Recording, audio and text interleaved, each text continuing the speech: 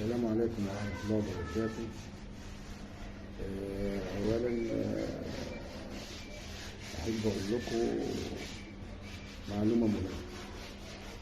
الجماعة اللي هم بيشطبوا العملاء اللي هم الزباين بيجي يتكلم معاه ويخش مع المقاول أو مع المهندس، فبيخش نقاش الحوائط.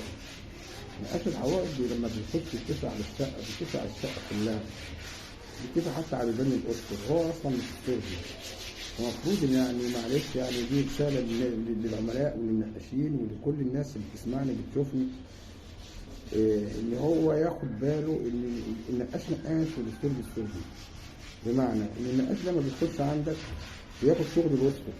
شغل الأسر ده المفروض ليه استرجي مش نقاش.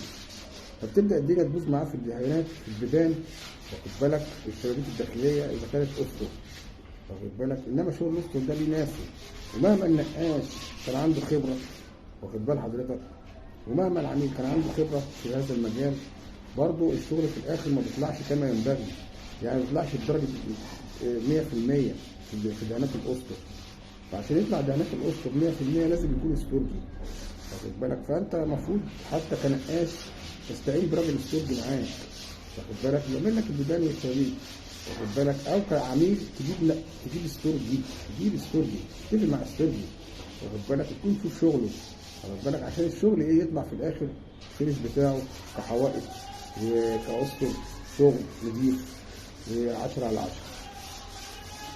دي نقطة. النقطة الثانية، يا ريت كل واحد يهتم بمجال تخصصه. ليه؟ لأن كل واحد بيهتم بمجال تخصصه فبيبدع فيه أكتر ويجد فيه أكتر. وسامحوني على الإطالة، وكل سنة وأنتم طيبين، واخد بالكم من حضراتكم، وبمناسبة رمضان، وعادوا على المسلمين والأمة الإسلامية بالخير واليمن والبركات. والنهارده 1 أو 2 النهارده 1 رمضان إن شاء الله بإذنك يا رب. والسلام عليكم ورحمة الله وبركاته. ما تنسوش تدعمونا بلايك الشير، واللي ما اشتركش في القناة يشترك، وأنا تحت أمركم في أي حاجة. وفعل الهاشتاج نبيل بوب، واخد بال حضرتك. وكل سنة وأنتم طيبين، والسلام عليكم ورحمة الله وبركاته.